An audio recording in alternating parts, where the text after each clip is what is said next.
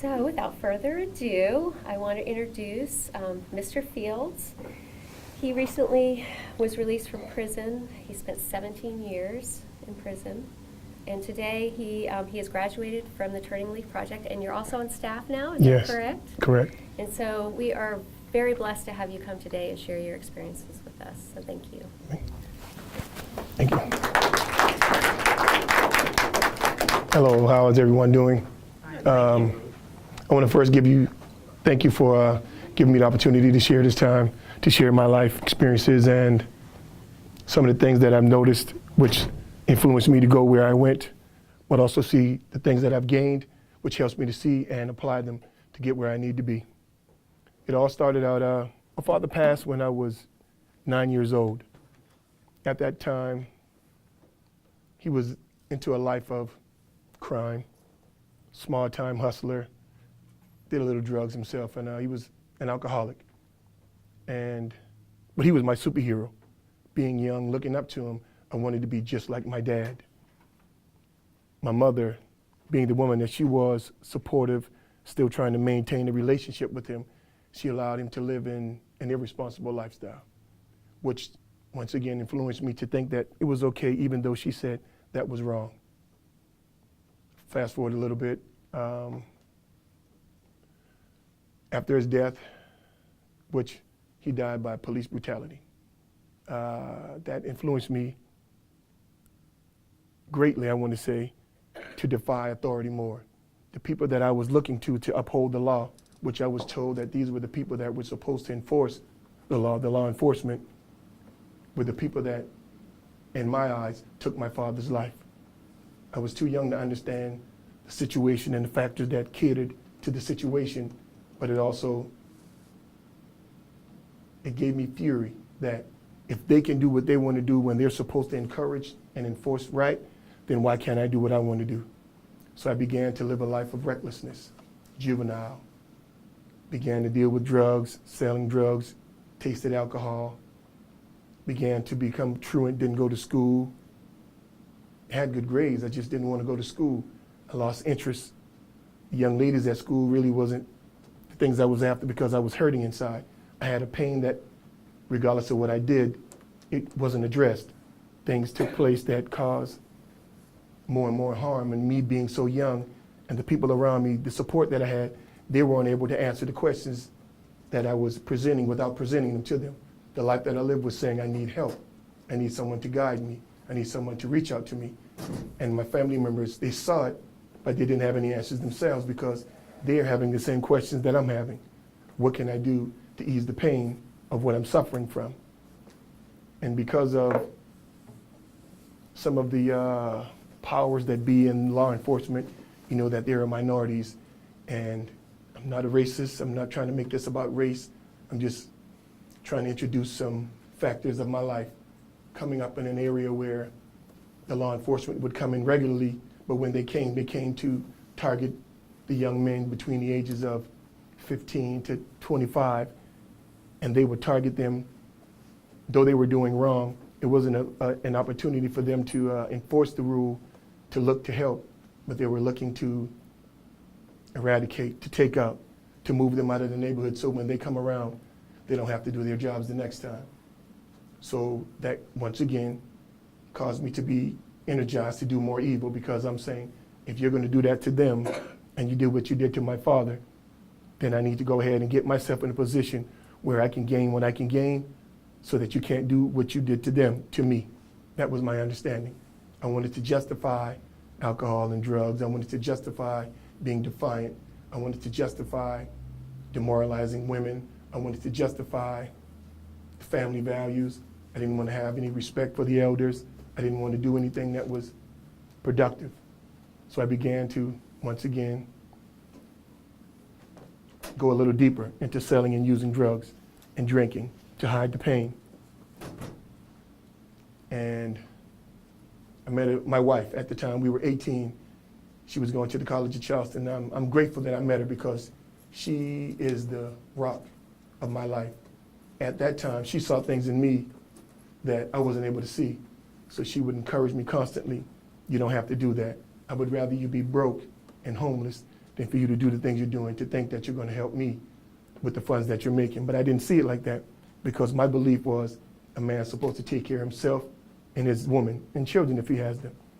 So she, being who she was with the values and qualities she had, she began to be patient and dealing with me. But whenever I came around with that criminal lifestyle, she would separate herself. And because I was attracted to her, I really felt that what she was giving me was real, sincere love. And I wanted that. I wanted that to be a part of my life. I'm not saying that my family wasn't giving it to me, but because of me seeing them do things that caused me to think that their love really wasn't real, it wasn't authentic, that made me dig deeper to say, this is the person that I want, because her love, it can't be compared. Nobody else ever loved me the way she loved me. Regardless of what I did, she still wanted me in her life, but she would encourage me through patience and understanding that, hey, there's something better you can do. The thing is, do you want to do it? So, long story short, we're now we're in our 20s. We've got 3 kids, doing a little hustling. I'm thinking I'm doing good, but I'm really not, because I'm selling drugs to get high. I'm selling drugs to support my habit. And I'm hanging around people who are as dependent on drugs and alcohol as me. So to make me think that I'm doing good, I would go around the people that were less than me financially, mentally. You get what I'm saying? So I was deceiving myself to make me look like I was somebody, lying to myself. So you know, if I'm lying to myself, you know I'm going to lie to you. So now I'm at the point where I abandoned my family because I didn't want to face responsibility. I didn't want to deal with being a man, because no one actually sat me down and said, these are the things that the man does. Yes, society has a general understanding of how to conduct yourself as a man, but the specifics, because the general belief says that a man goes to work, he comes home, brings the money, he sits back in the lazy boy, lets the wife clean the house, feed the kids. That's what society has taught me, what a man and a woman does, and it's more to life than just that. It's more to life than a man to just go to work, come home with the money, and sit down in front of the TV. For me, it is. And I wanted to experience more, because I wasn't able to experience that with my dad. I knew there had to be something else. So I was in this search and all this pain, trying to deal with this hurt inside, trying to get an understanding of what life was like, what was the purpose of me existing. So in the midst of all the drugs and alcohol, I took someone's life. And while dealing with that situation, I realized that that should have never taken place. I realized that I didn't value life like I should. And sitting in the county jail, I had a lot of thoughts of what my childhood dreams were, things that I wanted to do. I had ambitions to be in a position where, and I've always had a desire to help people. But because of what I was dealing with, I didn't have any true answers to deal with the issues, but yet still have my childhood dreams come true. So I came to the conclusion that it's got to be more than life, than just taking someone's life, chasing alcohol and drugs, and demoralizing women. So I came to that conclusion, and when I went, they sent me to Libra. Back in the days, 2001 is when I was sentenced to 20 years. And they sent me at Libra, at one of the roughest places, and SEDC at the time. And then they put me in the worst dorm on the yard. So here I am. I got a little size, but I'm not, I'm getting older, so I'm filling in more. But I wasn't as big. And coming there, don't know anybody really. And I'm looking around because I'm hearing all these stories about what prison is. And I'm thinking, man, I'm not going to let that go down on my, no, it's not going to happen on my watch. This is what I'm saying. But I get there and I'm looking around like, this is not what life is about. It's so many people. Then I don't want to say they're running around like animals, but it's so much movement and so much going on. And everybody's in a group that says, this is what we do. If you get in my way, you know what's going to happen. So you don't want to play like the sheep to be violated and abused, but you don't necessarily want to say you want to be the wolf and say, I'm going to stand and I'm going to do this. So regardless of what everyone did, I respected what they did to get me through so that I don't have any confrontations. But I didn't agree with what you were doing, but I still didn't get in your way. And that level of respect caused them to respect me, to allow them to respect me, for me to be able to make my transition and understand that it's something in life better than being in prison. Yeah, my first few years, still rebellious, still wrestling with my issues, still not having any answers. I tried Christianity, and I really dug in the Bible. I was looking for some understanding. I wanted answers. How could I be in my mid-20s taking the life of someone when I had aspirations of helping people? Those things just didn't line up. And I began to dig, and I began to dig, and I began to question. And as my understanding grew in Christianity, people challenged my belief of Christianity, because you've got so many different religions in prison. They're saying that they're right and I'm wrong. So now I've got to go and listen to what they're saying and go do research, not to tell them what they're saying isn't right, but to make sure that what I'm holding on to is what I need to hold on to. And I began to dig, and I began to dig, and with this digging, I realized there was more men there like me that were hurting, that were in pain, that didn't have answers for the questions that nobody at that time in that place were willing to put out there for us to see. This is what we should work on: being a man, understanding what men are built like, not necessarily to say the general stereotype of what society says, but we hurt too. We have pain. Sometimes we hide, sometimes we don't. We don't want to appear weak. We don't want to appear less than. We definitely want to work in places where we don't make sufficient funds to be able to present ourselves to say we have what it takes to impress the women. So these are just some of the things that were running through my mind, once again, while I was trying to live that life. So once again, I'm in prison and I'm trying to make this adjustment, but I'm seeing guys that's living the life of crime in prison, but I want to do the right thing. So every day I have to face reality and say, if you do what they do, you get what they get. Yes, it's impressive to have a lot of the canteen. That's in prison, it helps you to ease the pain, but you still got the pain. It's like taking a Band-Aid and putting it on a wound that you're supposed to get stitches on. It's only going to do a temporary fix. For me at the time, like I said, I was doing drugs and alcohol. It only gave me a temporary fix, because when the high or the drunkenness wore off, the pain was still there. So I couldn't deny it for so long. So I'm constantly wrestling with myself to decide if I should do what they do or do what I'm supposed to do, continue to dig and find answers. And as I continued to dig, throughout the 17 years, I was able to put together some pieces. And those pieces helped me to understand that unless I gain the information, I'm going to still continue to make those choices. And I understand that my passion fully now is helping others. So what I've geared myself to do now is get an understanding of what the issues are of life. Understanding that there are things that I can't control, but there is something that I can control, me.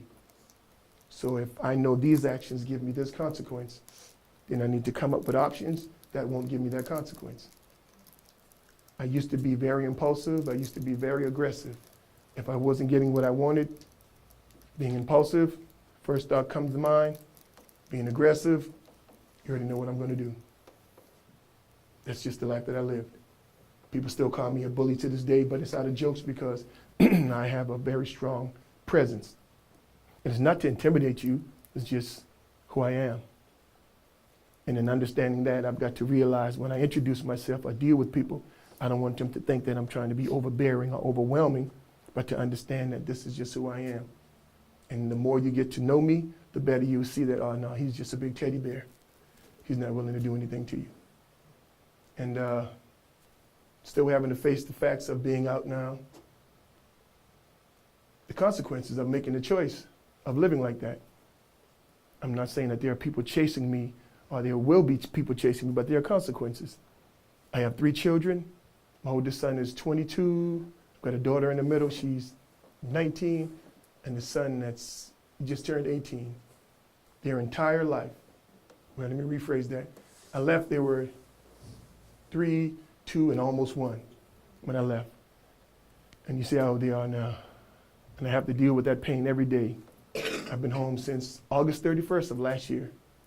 And I've been trying to make the transition in these few months of being the father now that I should have been. still looking to learn. And in their lives, I still wrestle with this because prior to Turning Leaf project, I thought coming home, once again, I still have these issues, that the man is supposed to be the authority. He's supposed to say, this is what it is. You're going to do what I say do. If you don't like it, this is the issue. These are my thoughts. So I'm coming home, aggressive, intimidating, things that I value that would protect me there. I'm trying to do that here. Doesn't work like that. Same people, just different areas. So in understanding that through Turning Leaf program, the skills they've given me to think, I'm able to see that I can't force my children or my wife or anything to do anything. I can only let them know this is what I like. If you come up with some ideas, let me know. Here's my ideas. Let's get together and figure out a way to make sure if this is what we want, we get that. So now I can talk to them and say, well, hey, we agree that this would be your chores.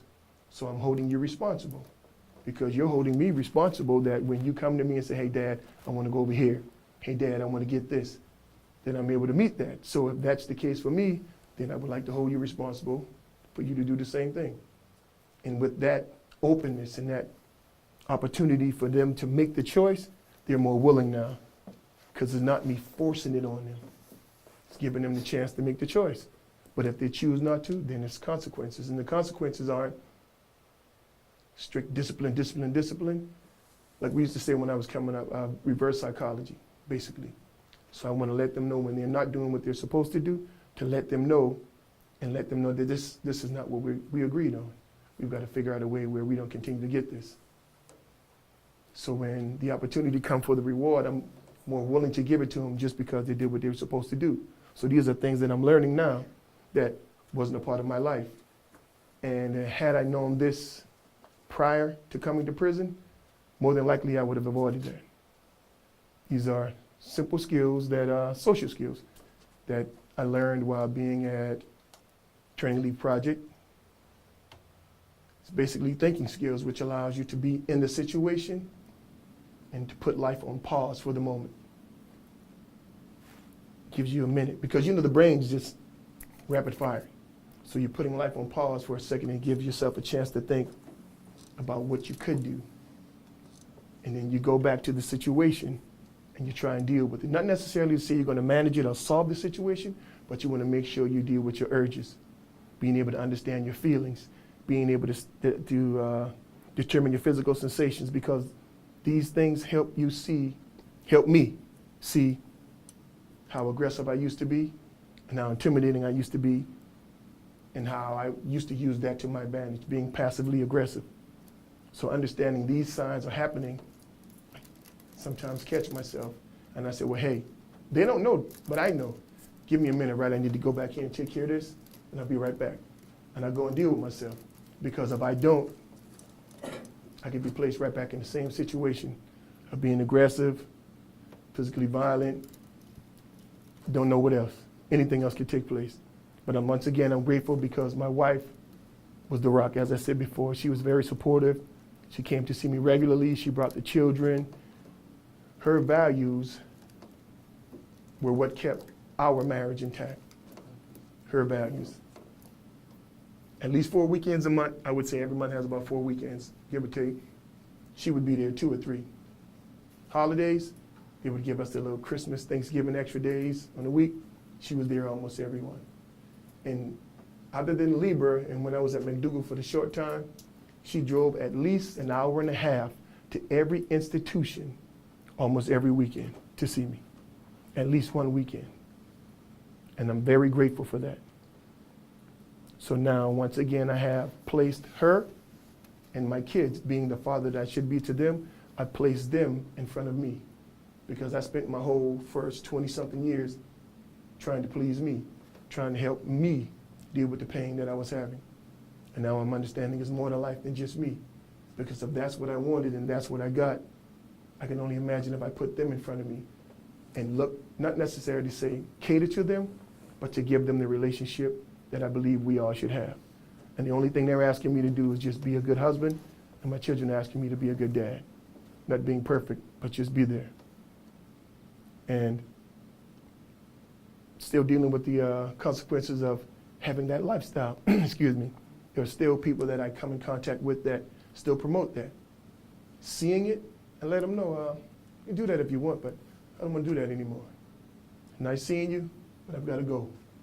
I'm drawing the line now. I wasn't able to do that in the past. Once again, because my father died when I was young, the attention that I thought I was supposed to get from men, I did things just so someone could have something to say. I got attention, but I got it the wrong way. Now I know just being me, it's going to naturally bring people to me. Why? Because of who I've become. The life I used to live, it put fear in people. It made them want to come around me just to avoid the consequences of saying, hey, I don't want to deal with that. So if I'm just around him, I'm nice to him, I cater to him, he'll let me slide. But now they're looking for me. Hey, what you got going on, man? Oh, man, I'm at the house with the family. Man, we think about going over here, man. You want to come? Man, you know I don't live like that no more, man. All right, just checking on you. I don't know if they're trying to get me back to be the muscle. No, that's not happening anymore because I got other things I'm trying to do. But I want to talk about turning leaf now. Before I go on, let me ask this. Anybody have any questions about anything I've said so far? Yes, ma'am. I just want to know, what was a day like in prison? Okay. Well, it's a structured environment where everything's done in time. Certain institutions, they enforce more than others. The lower custodies, ones versus the higher maximum places. Maximums are more laid back when I was through. It didn't bother you as much as the less medium, middle. But it would start out with your day. They would have the lights on, 5 o'clock, 5:30. You're getting ready to go to breakfast. I see you, ma'am. And you get your breakfast, you go into lunch, everything's at a set time. And if you don't get to these places at the set time, then you'll get an opportunity to go. And you got a lot of guys just going out these places just to deal with their friends, to hang with their homeboys, as we used to call them, road dogs. So we can do what we got to do. Regardless of the purpose of this program coming here to offer whatever they're offering, we're going here because we're going to meet. I don't care if we get caught and they discontinue the program. I don't care about that because I'm just trying to get my homeboy so I can get this from him and we can do whatever we got to do. Or maybe I'm just coming here to get with this man and him so we can jump on this dude over here. Whatever the case is. And I'm not trying to make prison look worse than what it is. I'm not trying to glorify it. I'm not trying to make it look like it's some romantic beach resort. It is what it is. The food's horrible. Horrible. You've got guys that don't want to be there. I don't think I've ever met a person that wanted to be in prison. So you've got guys that don't want to be there. They're forced into a position of cooking in the kitchen. And then they tell them to cook, and you've got to eat that. Really? A 5-year-old, get in your room. I don't want to go. Get in your room. I don't want to go. Just imagine that mentality on a 26-year-old, 40-year-old. And you're still telling him he's forced to cook this meal. And then you serve that knowing he didn't prepare it like it should be. And this is a regular routine. You see a lot of guys with, like I said, for the most part, still maximum security, you see more violence, more physical aggression, more moments where things happen. It's not that you're walking around like Hollywood glamorizes and says, well, not the places I've been. I can only speak for where I've been. And it's not like people walking around, you just run around, yeah, I'm going to kill you. Things happen because of some way down the line. My belief says, you don't say or do this to me. You don't know that. You don't know where my belief has drawn the line at. So when you cross that line, without warning, we've got a situation. So just imagine 1,000 people, 175 guys in one area with that same thing. So you've got a lot of sheep, you got a few wolves. So you see the situation. And for the most part, you come in, you play tough, somebody's going to try you. You're going to get tried regardless. Just hope that you connect with the right person who is already established so that not that you can get through, but because of who they are, people will leave you alone and see that, okay, he isn't about trouble, so I'll allow him to be who he is. For the most part, that's just what it is. Yeah, you have good guys coming through. You have a lot of young guys still chasing the dream of being, what do you call it, hood famous, I think, something. They still say that? I don't know. I mean, going too long. So, excuse me, young man. You know, it's a phrase that they might say, hood rich or hood famous, something like that. You know what I'm talking about? Oh. But it's something to that degree where they're trying to, they left the streets, but they're still trying to hold on to that image, and they'll do whatever they do to get that in prison. So it's a lot going on. It's a lot. But you can survive. You can get through and do what you do. Is just, at any given moment, you just want to make sure that you're not putting yourself in a position where you'll be abused or violated. It goes on. Yes, ma'am. So do y'all have a good bond now at your home? Oh, yes, ma'am. Lovely. I work 7 days a week. When I came home, I thought, once again, outside of the program, Turn Leaf Project, a lot of my views have changed within the past 5 months. But when I first came home, my plan was to work, work, work, get that money, because in prison, I'm hearing everybody, ain't no jobs out there, ain't no jobs out there. So I'm thinking, I get out here and I get a job, I better get this money, save it, because I'm going to take care of my family. All these years, 17 years I'm gone. So I want to be able to say, hey, you want some new shoes? Come on. You want a new dress? Come on. So I got to get my money right. That's what I'm thinking. So I jumped on every opportunity that I had to get the job, to try to make sure I can provide for them. But once again, through learning what I've learned, it just helps me to see that it's more to life than materialism. Just being there. Not so much as trying to say, man, you're going to do this. Just listening. You know, it still bothers me. Not necessarily bothers me, but I laugh at it. It's funny now, but it's not humorous. My daughter has a boyfriend, and they think I'm cool. I never thought that my kids would think that I was cool. But the young man, he talks to me, and he listens. He's very attentive to the things I say. And my kids will be like, oh, they call me Dr. Phil. Because I've learned a lot in these few months that I share with them. And because of the techniques that Dr. Phil shares, some of it seems to be connected in a way to them, so they call me Dr. Phil. But the young man listens, and I'm telling him, I said, you've got my daughter. So as long as you're willing to make me happy, she'll be happy. And the only thing I'm asking you to do is respect her. That's it. You're not going to always agree. She's not going to always agree with you. But the thing is being able to communicate. So when you find yourself getting stressful, just let her know. Let me cool down, and I'll get back with you. She may not agree with it, but you need to create space. So creating space means leaving the car, catching a bus or a cab or an Uber or whatever. You do that, but you don't want to become violent. I am an example of what a person lives like in violence. Well, you still got to see them grow up. Yes. For 17 years, so Yes. that was good. I wanted You had a more. strong way. Right. I appreciate that. Like I said, I'm grateful that she was a part of my life. And I want more than what I had, so I'm appreciating what I've got now, and I'm open for this relationship with my children to evolve. But I can't forget about my wife. Right. Can't forget about my wife. I want to spoil her and make her happy, but then I don't want to spoil her because I don't want her to think that everything she asks for, she gets. You understand what I'm saying? She deserves it. She should be treated nicely. She should be wined and dined. But I want her to also know that I'm a man. I'm human. I'm limited. So just because you ask for it, it doesn't guarantee you're going to get it. You get what I'm going with that? Okay. Yes, ma'am. I have so many questions, but I'll keep it to just a couple. Go ahead. You're very articulate Thank you. and speak very well. Thank you. And I want to know if while you were in prison that you did things with education, that you studied, read, even, I don't know if in prison they have any type of mental health counseling or programs that you can do, just things that you did for yourself maybe to also help you once you left prison. For the most part, I went there with a pretty decent education. While in school, I participated, did what I had to do, but at that point, lost my father.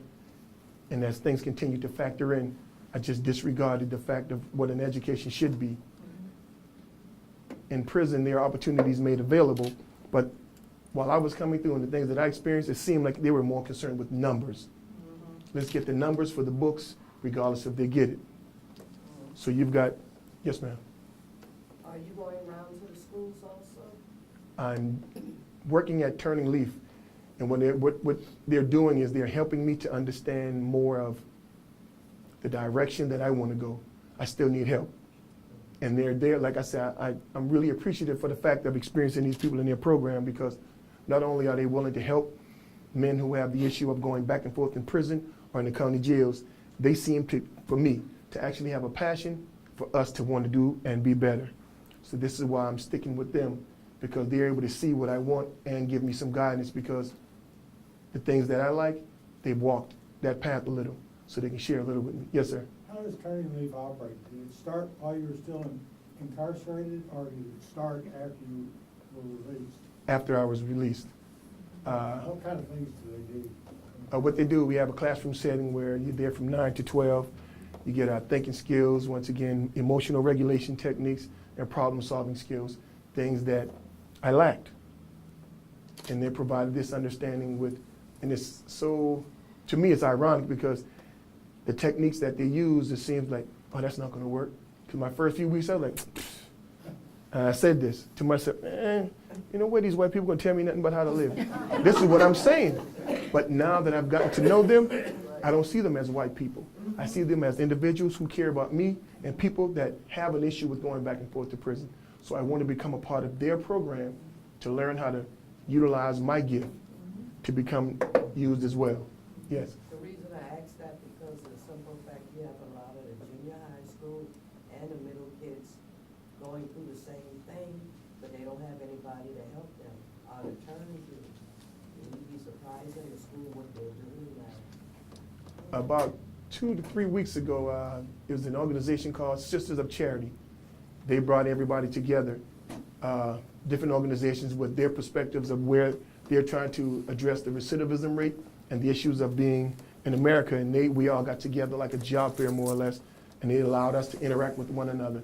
And I'm looking and hoping that that can happen more regularly and have more people attend so that we can all get together, network to make a difference.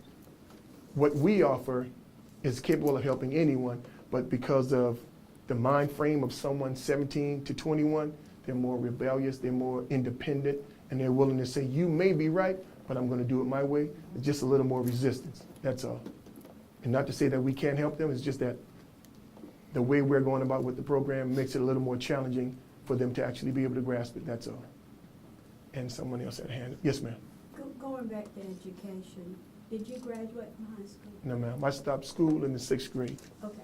Did you get a GED? Yes, ma'am.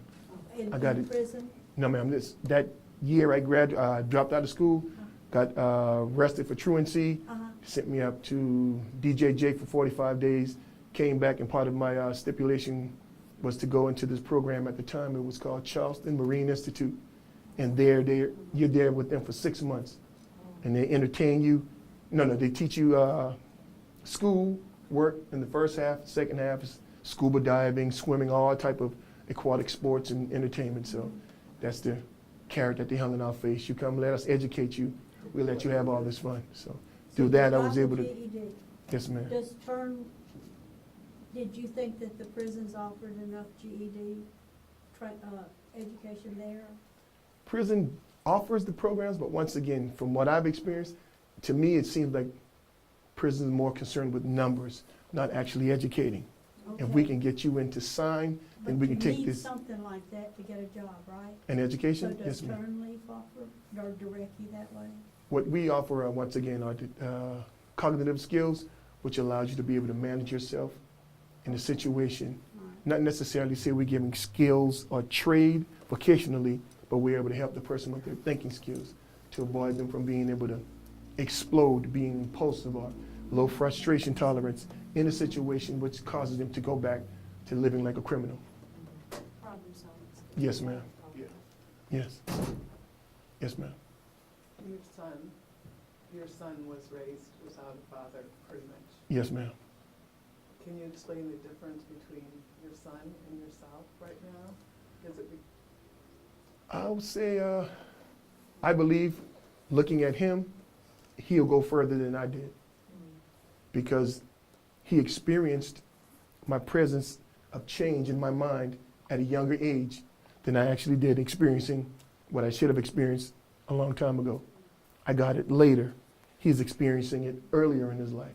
Not to say that he won't make choices and end up in a position like I did or worse, but because of what we're implementing in his life now, the probability of him doing things like I did, he doesn't hang out in the streets, and I was impressed.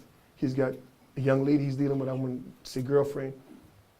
He was asking her parents about dealing with her. So I felt good about that. He's willing to include her family into their relationship. I was impressed by that. So that lets me know he has value at his age that I didn't have when I was coming up. And you said you had a couple of questions. So how old were you when you went in prison? 26, going 27, yeah. Oh, okay. And so you had left, when did you leave your family? Like a long time before that? Right then.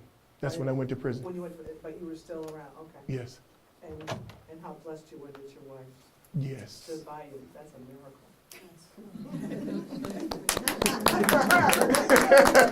I like that, I like that. Just 1 second, sir. Yes, ma'am. We have a couple of young teenagers in here, and based on your experience and things that you talked about when you were their ages, with peer pressure today and the things that they have available to them with technology, what advice would you give to them? Man, take your time. Take your time. It's understandable that you want to impress your friends. It's understandable that you want the attention. Just take your time. Before you dab into it, Google. Research. See what the results are.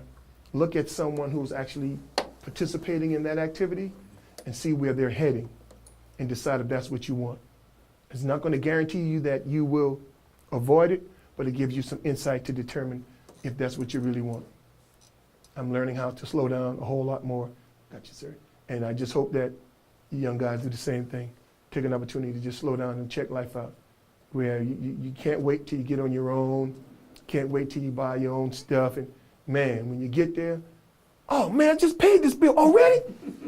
Ain't no way this car, as soon as you get the check, so it's a lot of things that's going to happen. So while you have the opportunity, enjoy it. Because there's going to come a day when you can be like, man, I should have still been living with mama, man. Because the bills are going to pile up. And you got pressures from all types of places that you're really not aware of right now. So just enjoy it while you got the opportunity. Please. Just 1 second, man. Sir, I've got you. You have a great story of redemption. And Thank I you. commend you that you must have taken a great deal of courage Yes. to get to that. Could you tell us how you actually connected with Turning Leaf and how that came about? They were established at, there's an institution called Manning Pre-Release, and they have this program that everyone goes there their last 6 months.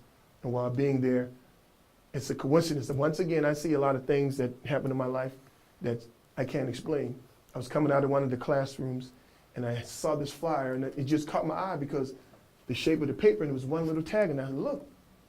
And it was explaining, we help men that's got criminal records, we're helping you get an understanding on life, basically, and we help you get a job with the city of Charleston. So I was like, yeah, but it was the last phone number on there. The last phone number.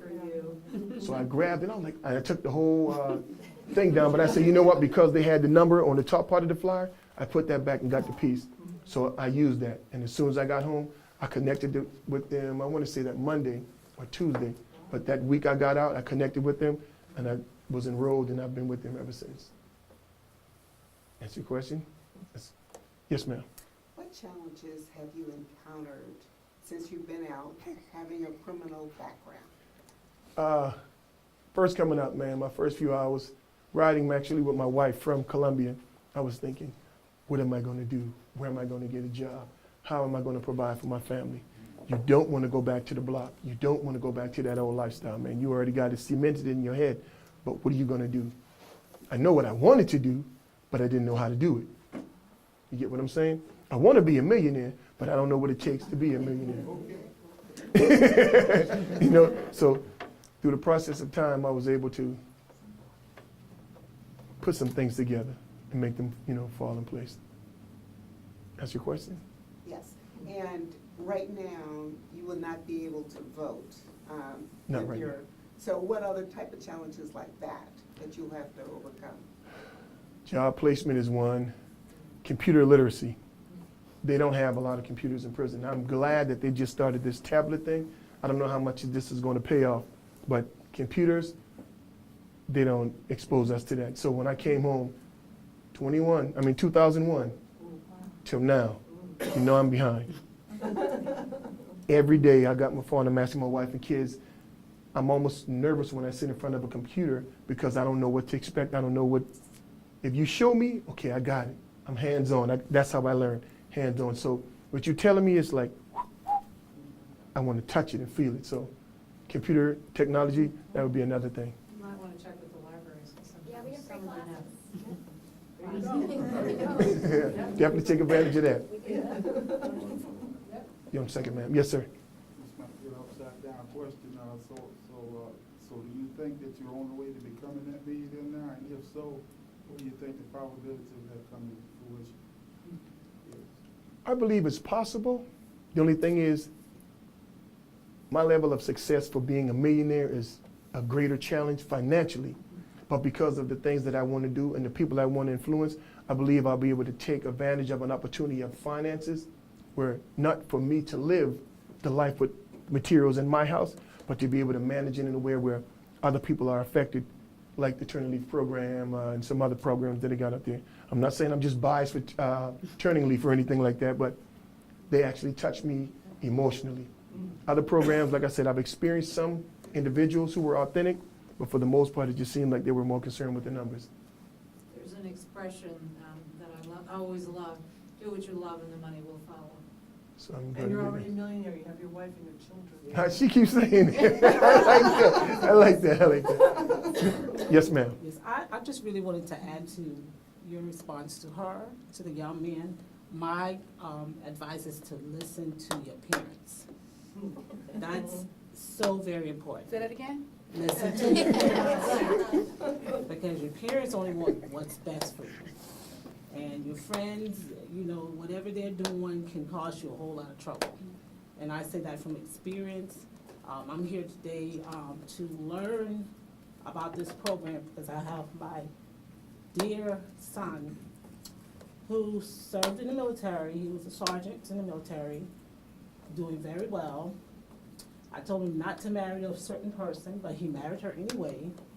And I just knew that she was going to bring a lot of trouble to him. And that happened, you know, and they had a child together. She used the child as a pawn. And he had filed for divorce. And when he filed a divorce, she was coming to get the child for a visit, and she was supposed to return the child. She never returned the child. So this just break my son, break him down. And so I just say to young people, just always seek the advice of your parents, because they only want what's best for you. And my son, as a result of that, he ended up getting in some major trouble, and he's currently serving time in in prison. And that breaks my heart because he's always been such a good child. And I'm not saying that because that's my son, I'm saying that because it's true. He was an outstanding student, outstanding athlete. He got a scholarship to college. From college, he went to the military, and he was doing really, really well. Until he did not listen to his parents and got caught up in some things that, and it's understandable because she took his child away. He had gotten, he had gotten custody of the child because she was not doing what she's supposed to do as a parent. But the divorce got finalized in September, and the military just kind of got involved, and it just made a big mess of it. And my son is serving time right now, and hopefully he'll be home in 2021. So all young people, listen to your parents. They're not going to tell you anything wrong. They're not going to tell you anything wrong. They just want what's best. Can I add something? Yeah, sure. Expand on that? I will also say to parents, listen to your children and start at a very early age and help them make decisions, simple decisions. Because when you help them make decisions when they're younger, they can start knowing how to make the bigger decisions that really matter later in life. So it's important for parents to listen to their children as well. Yes, ma'am. Going back to how you managed when you got out, you said that the city of Charleston offered you a job. Through, How important is finding a job after you get out? it's challenging. How easy? It's coming out of prison, the number one thing that is going to be looked at is your record, having a criminal record. Some information sent to prison saying these companies hire people coming out of prison. But the thing is, you've got a lot of guys who would be categorized as serious or most serious offenders. Those aren't the guys that they're talking about.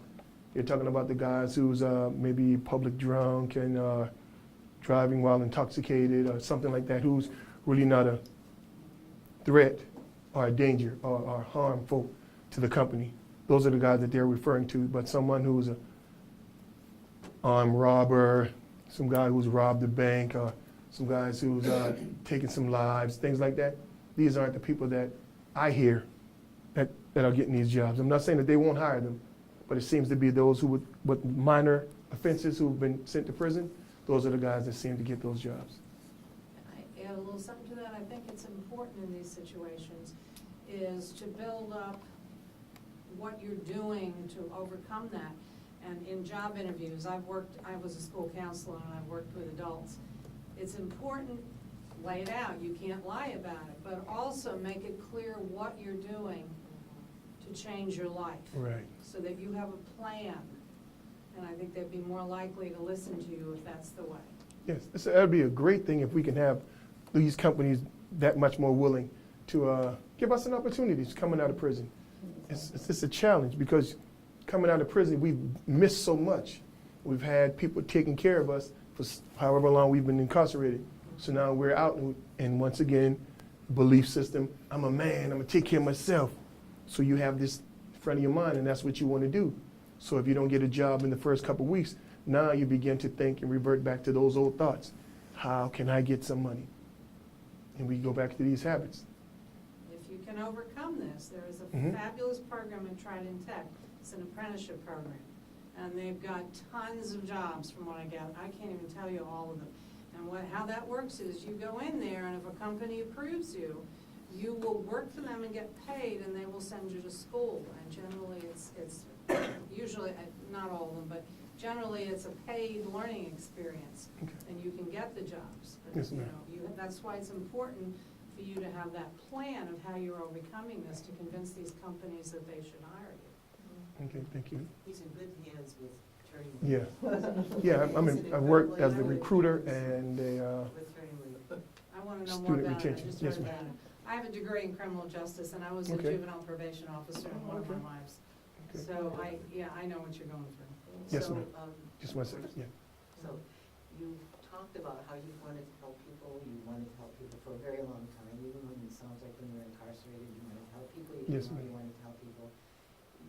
I think you're probably in the very best program you could be in Okay. out of prison. We are pretty familiar with that program. You're getting all the skills that you need. Yes. And obviously, you've been recognized for your skills because you're in this fabulous position Yes, to ma'am. help people there. So I'm thinking they're gonna help you figure out, it sounds like that's what you wanna do with your life, right? Right. Yes, ma'am. I want to, like I said, something geared towards this, not necessarily so much as public speaking, Right. but being able to provide information in a way where the person is not offended. They're more willing to listen and receive it and go, think about it later. That's what I would like to do. And And- some kind of a, sort of a counseling kind of. Yes, ma'am. Well, you certainly have the skills because you're so good, and you can express yourself so beautifully. Thank you. I think you're on your way, but stick with Attorney Lee for as long as you can. Yes, ma'am. I have no plans at this moment. I told her this. I said, unless she's gone, I'm going to be here until she's ready to get rid of me. 'Cause I look at it as a blessing being able to work with them because first job out of prison, my whole time in prison, I'm thinking, this is what I'm going to do. I'm going to do this. I'm going to do this. But in the back of my mind, I'm saying nobody's actually going to give me a fair chance. And I come out and hear someone putting me in a position that I feel I'm underqualified for, but she sees the potential. So she's slowly but surely putting responsibility on me to develop me. And last month, I wasn't able to see myself doing this because I didn't see it. But now, because she's giving me opportunity to do these things, I appreciate them, and I'm looking to once again continue to develop myself. And hoping that I can come across that $1 million. And it sounds like the group of individuals that you want to help, that you're passionate about helping, you actually fell into that group yourself before you came to this point. Right. I think it might be fair to say that you probably received some of the best training in the world through what you went through. So I commend you. One of the guys told me that, I want to say Wednesday, he was saying that talking to the staff at Turning Leaf, because they don't hear about the life that they've lived, it seems to be a little more of a challenge for them to relate to the staff. But because they know I lived that life, I've been there, and so they're more reluctant and more willing to open up to me and say, well, hey, this is how I feel. This is this and this and this. And so when I talk to them, they're more willing to listen and consider. Not saying that they're going to agree all the time, but they're willing to listen. And I appreciate that. Like you said, the experience and the history allows them to know that, hey, I've been there. So if he can do it, this is evidence that you can. But the thing is, are you willing to take the necessary steps? You're authentic and you have some cred. Thank you. Yes, ma'am. I work at one of the local schools, and we've had several students arrested this year. Would Turning Leaf ever consider working with kind of at-risk students, or these are good kids that's making bad choices who need some kind of parachute or guidance that they're not getting in their life? At the time, we were working with guys that are 25 to 50 in that area. We're growing fast. Since I've been here, they've made a lot of changes because we're expanding. Now, I can't say what the future will hold, but I can see eventually, we probably could bring in a little younger, or maybe divert some attention to something that just, once again, it's just a day-by-day decision through growing and having the opportunity to have the staff available to be able to reach the younger or the guys that are way down in 12, 13. Yes. Right, you were saying that at that particular age, they may not be as receptive to the knowledge that Turning Leaf is providing. But I do agree with you that school counselors probably should be giving some of these same types of training that Turning Leaf is giving to the students in our schools, so that we can avoid them putting themselves in a situation like that later. So I don't know how we can possibly utilize the school system to do the same type of training, and then we give these children that. As a former school counselor, I can tell you it's really hard with what they have you doing to do any extra stuff, because you have case, I had, 700 students on my caseload. It was something ridiculous. So you're just barely able to do just kind of the stuff, I would try and counsel on the fly, I would call it. But what they do have, if they can get more money for it, this is always, of course, the issue. They have school-based mental health counselors, which I did before I went into the school system. I was doing mental health counseling, and then I eventually went in as a guidance counselor. What they do is, and they have to have agreements with the school districts. And basically what happens is the school district has to agree to pay half the salary, and then the mental health association pays the other half of the salary. And even though technically they work for mental health, but they almost never are in the mental health center. They're in the schools and they're at home. They sometimes make home visits. So there's an option out there. Well, there is, Same type again, of training that Turning Leaf is providing. if they, would work with, I'm thinking if they could work with the school-based mental health counselors. I don't know what the status of that is right now. Some schools have it and some schools don't. Again, it goes back to funding. I'm an elementary school principal and I have a Berkeley mental health counselor at my school, and it makes a big difference to have that available to the students because they're able to get skills that sometimes the parents aren't able to give them.